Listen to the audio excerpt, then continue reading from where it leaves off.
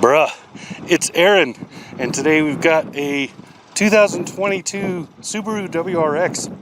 This is all new, so the WRX was last updated in 2014. It was long overdue for a change, and wow, what a great change it is. Let's check it out. Hopefully it's slightly less windy on the mic when I stand over here.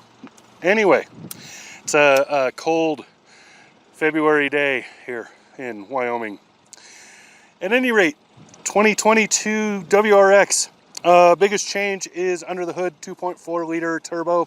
That's the usual boxer style or horizontally opposed engine. It puts out 271 horsepower, if I'm remembering that right. I will double check it. And get a load of this color. This is the greatest color ever. These will be available in about a month. So we're getting really close. Most telling, it will first be available with the 6-speed automatic. The continuously variable automatic will not, or 6-speed manual. Yeah, 6-speed manual transmission will be available first. It will be a little bit before the continuously variable transmission or the automatic comes, which is telling for this car because the take rate for that manual transmission in this particular model and its brother, the STI, is very high. People love that manual transmission in this car. So let's look at the side profile. We'll talk. I don't think I'm going to talk about the trunk, just know that it's big. And then I'll talk about the interior, and if you keep your eyes open, you may or may not have already seen there will be an interior walkthrough for this car as well. So nice. Let's get to it. So looking at it from the side, you can see the profile is almost the same as it was before. It's very, very similar. It's still a sedan only. There is no hatchback for this anymore. But you can see that the overall silhouette has not really changed too much. A couple of differences here. The intake on the hood feels a little bit higher up. I don't know if it is, but it feels like it's a little closer to the top of the hood there. That's kind of a cool thing. In this particular case, I don't think it's functional. Opening the hood, I don't see that it's functional. It looks pretty closed off, but it's cool looking. On the STI model, that would definitely be functional. You can see around the wheel wells, they went a little more blocky with those wheel well covers or wheel well edgings. I don't know what to call them. So you can see they went a little blockier with those, so they're a little more kind of aggressive looking. And then you can see kind of the fins they put on that front one. You can see that on the back end there, sort of like brake coolers. They're not functional either, but they look cool. And then you can see the wheels on this particular one are really awesome looking. They're really cool. There's a lot of wheel options for this car, so if you go to the configurator, you can definitely play around with those and see what there is. Color options are pretty cool too. I really like this one. It kind of grows on you. When it's dirty, it looks different than it does now when it's mostly clean, but it kind of gets darker when it gets dirtier. So a really cool look there. There's also some cool stuff like the stitching on the interior with WRX details and stuff like that. And then you can see the overall profile in this simple lines. The lines are deceptively simple because there are more lines than you think there are. Let me walk into the picture, give you some size perspective.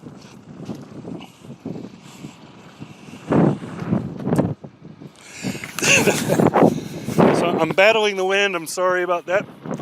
So you can see this line right here is very, very subtle. It's not really, really harsh. It's you have to look for it to see it. This line is a lot more prominent. That's what creates this right here to kind of make the fender up front. And then you can see, of course, this kind of almost boat prow, but not quite. It just comes to about here and fades. There's one above.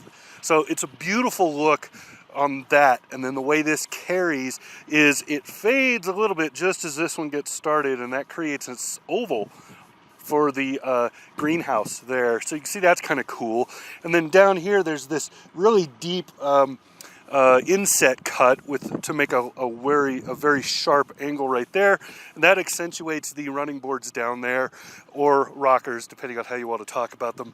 And then you can see that this line here that carries across faintly gets deeper as it comes, and then fades again and creates that kind of curve towards the back. So all-wheel drive is standard, of course. It is Subaru, and This rear fender kind of accentuates that a little bit, also accentuates just the sport car feel of the car, so you can see how large it is.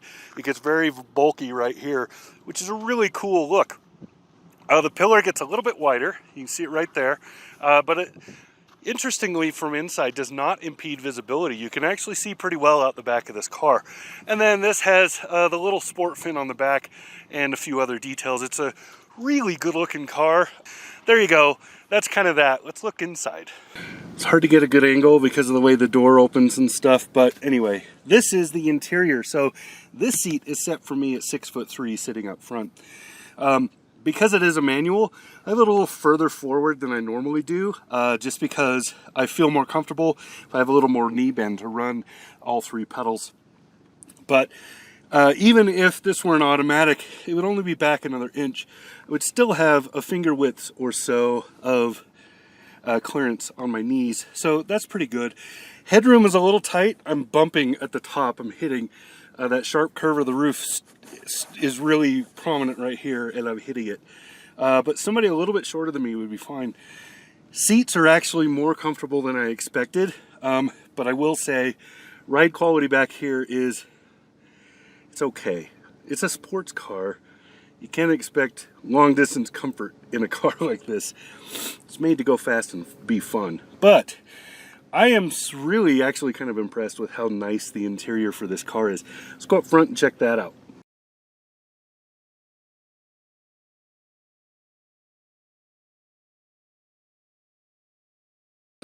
Up here in the front of the car, I have a lot more room, plenty of headroom. I've got 1.5 inches or so there to spare, and just a much nicer feel. So sitting right here, I have good access to all 3 pedals. They're not too close together, so my big feet aren't grabbing the wrong pedal every so often, which can happen in some cars. Nice shift throw on this. It's beautiful. I just drove the 2022 BRZ as well. Same beautiful shifting. It's just a nice smooth movement. It's very difficult. These have a very, very positive clutch, which means when you push that clutch in, you distinctly feel the difference between pushing on the spring and physically disengaging the clutch. It's a very, or engaging, I don't know what the term is, but it's a very positive feel, and that's a good thing because it gives you, as you're driving, it gives you just intuitive feel of when to move the gear lever and when to just let off the clutch all the way. When to totally release, move your foot, release it. It's a nice setup. Subaru's always done a good job with that. So that feels really good. The dead pedal is exactly in the right spot. So when you take your foot off, you have a place to put it that's right there and very, again, just intuitive. It feels really good. Nice amenities in here, decently set up. I probably shouldn't have the climate on, but whatever. I really like this setup. I like this giant new screen that they've done. There's a couple things that bother me. I'll go through those in more detail when I do the walkthrough for this. Mostly it boils down to a lack of hard buttons for some things, but the screen layout and responsiveness is very good, so I really do like that. It's exactly the same system that I have talked about in the Outback before. That's where I believe it debuted there. It debuted either there or the Legacy. I don't remember exactly which. But it's a nice setup. I really do like that screen. And I just like the feel of this and the visibility. The side mirrors are just the right size. The rear view is pretty good. And your over-the-shoulder visibility is much better than I would expect from a car of this size. So nicely done there. I really do like this vehicle. And this particular package, Harman Kardon stereo, and it's nice. Okay, so there you have it. That is the 2022 Subaru WRX, bruh. I feel like I'm supposed to say that because I feel like that's the cliche market for these things, right? All the guys who say bruh all the time, wear the hat crooked and whatever. I don't feel like that's who buys this car, honestly. The people that I see driving this car are not the people who do that. The people that do that, they're probably driving like the V6 Challenger. That's a put down. Yeah. Anyway. I'm just having some fun. Okay, that's it. 2022 WRX. This has been Aaron. Talk to you again soon.